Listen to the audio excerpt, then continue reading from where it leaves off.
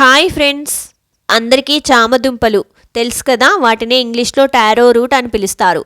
ఈ దుంపలతో చామదుంపల కర్రీ, చామదుంపల పులుసు చేస్తాము. ఇది హెల్త్కి చాలా మంచిది అండ్ ఫుల్ ఎనర్జెటిక్ ఫుడ్. ఎందుకంటే దీంట్లో పిండి పదార్థం స్టార్చ్ ఎక్కువగా ఉంటుంది. అయితే ఈ చామదుంప ఆకులు ఎవరికైనా తెలుసా? తెలిస్తే కామెంట్ చేయండి. ఈ చామ ఆకులతో కూడా చామ ఆకు కూర, చామ ఆకుల పొట్లాలు చేసి తింటారు. ఇవి కూడా చాలా బాగుంటాయి, చాలా టేస్టీగా ఉంటాయి. కానీ సిటీస్లో ఉండే వాళ్ళకి ఈ చామ ఆకులు దొరకటం చాలా కష్టం. నేనైతే ఆకుకూరలు అమ్మే వాళ్ళకు కూడా చాలాసార్లు చెప్పాను తీసుకురమ్మని, కానీ వాళ్లకు కూడా దొరకక తీసుకురాలేదు.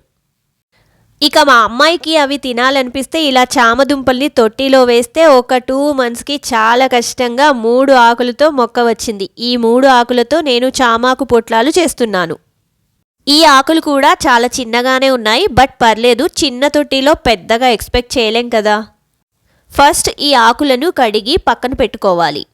నెక్స్ట్ ఒక బౌల్లో ఒక గరిటెడు శనగపిండికి తరిగిన ఉల్లిపాయ తురుము, కొంచెము జీలకర్ర పొడి, ధనియాల పొడి, అల్లం పేస్ట్, కారము, పసుపు, ఉప్పు, కాస్త ఆయిల్, నూనె కూడా కలిపి అన్నీ మిక్స్ చేసుకోవాలి, బాగా కలుపుకోవాలి. అవసరమైతే ఇలా పిండి మెత్తబడడానికి కాస్త 1 టీ స్పూన్ నీళ్లు కూడా యాడ్ చేసి, కొంచెమే కాస్తనే నీళ్లు అవసరమవుతాయి, ఎక్కువగా వేయకూడదు. పిండిని అంతా కలిపి ముద్దలా చేసుకోవాలి. చిన్నగా తరిగిన కరివేపాకు, కొత్తిమీర కూడా వేసుకుంటే టేస్ట్ ఇంకా బాగుంటుంది.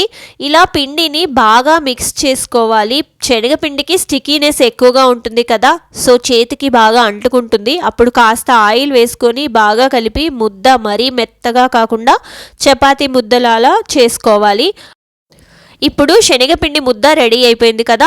ఇప్పుడు ఒక చామ ఆకు తీసుకొని ఒక ఆకులో మధ్యలో ఒక డ్రాప్ ఆయిల్ రాసి శనగపిండి ముద్దలో కొంచెం ముద్ద తీసుకొని ఇలా ప్యాటీలా ఒత్తుకోవాలి. తర్వాత ఆకు అంతా ఇలా క్లోజ్ చేయాలి. ఆకుని ఫోల్డ్ చేస్తే మధ్యలో ముద్ద ఉంటుంది, పైన అంతా పొట్లంలాగా మనం క్లోజ్ చేయాలి. అలా క్లోజ్ చేసేటప్పుడు దారంతో చుట్టుకోవాలి. క్లోజ్ చేసిన తర్వాత దారంతో జాగ్రత్తగా చుట్టుకోవాలి. ఆకు బయటికి రాకూడదు, అంటే ఫోల్డింగ్స్ అన్నీ బయటికి రాకుండా, శనగపిండి బయటికి రాకుండా మొత్తం ఆకు ఫోల్డ్ అయ్యి ఒక పొట్లంలాగా ప్యాటీ చుట్టూ పొట్లం, అంటే ప్యాటీ అంతా కూడా కవర్ అయ్యేటట్టు ఆకును ఫోల్డ్ చేసి దారం కూడా ఊడిపోకుండా జాగ్రత్తగా చుట్టుకోవాలి. ఈ దారంకి బదులుగా చామాకు కాడలు పెద్దగా ఉంటే నారలుగా చేసి అవైనా చుట్టొచ్చు. కానీ మా చామాకు ప్లాంట్ చాలా చిన్నది కదా, సో అంత నార ఉన్న కాడ దొరకలేదు. సో ట్రై చేశాను కానీ సరిపోలేదు. సో దారంతో నేను పొట్లాలు రెడీ చేసుకున్నాను.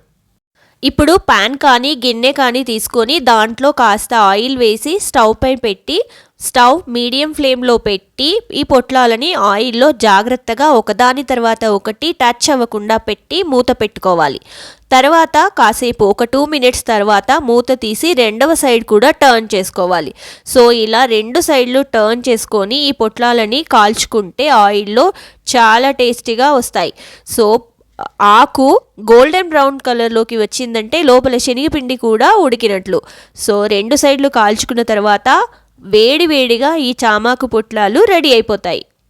చూడండి, ఈ నా చిన్ని చామాకులతో చామాకు పొట్లాలు రెడీ అయిపోయాయి. చాలా వేడిగా ఉన్నాయి. సో కాస్త చల్లారాక, లిటిల్గా అంటే కొంచెం చల్లారాక వీటిని వేడి అన్నంలో దారం తీసేసి వేడన్నంలో వేడి చామాకు పొట్లాలు నెయ్యి వేసుకొని కలుపుకొని ముక్కలు, అంటే చామాకు పిండి అంటే శనగపిండి ముక్కలు అండ్ ఈ ఆకు కూడా అంతా కలిపి బాగా మిక్స్ చేసుకొని నెయ్యి వేసుకొని తింటే చాలా టేస్టీగా ఉంటుంది. టేస్టీ చామాకు పొట్లాలు తిన్నప్పుడు అమ్మ చేసే అండ్ చిన్నప్పుడు చేసే ఇప్పుడు కూడా అమ్మ ఊరిలో చేస్తుంది. సో ఆ చామాకు పొట్లాలు గుర్తొస్తాయి. సో ఈ చామాకు పొట్లాలని అన్నంలోనే కాకుండా పెరుగన్నంలో నలుచుకోవచ్చు, సాంబార్ అన్నంలో నలుచుకోవచ్చు, లేదా డైరెక్ట్గా అలాగే పార్టీస్ లాగా కూడా తినొచ్చు. చాలా టేస్టీగా ఉంటాయి అండ్ హెల్త్కి కూడా చాలా మంచిది. Easy process. సో ఇలా మా చామాకు పొట్లాలు తినాలన్న మా చిన్ను కోరిక మా తొట్టిలో మా చామాకులు తీర్చాయి. ఈ చామాకు పొట్లాలు రెసిపీ నచ్చితే please like, share and subscribe. Thank you dears.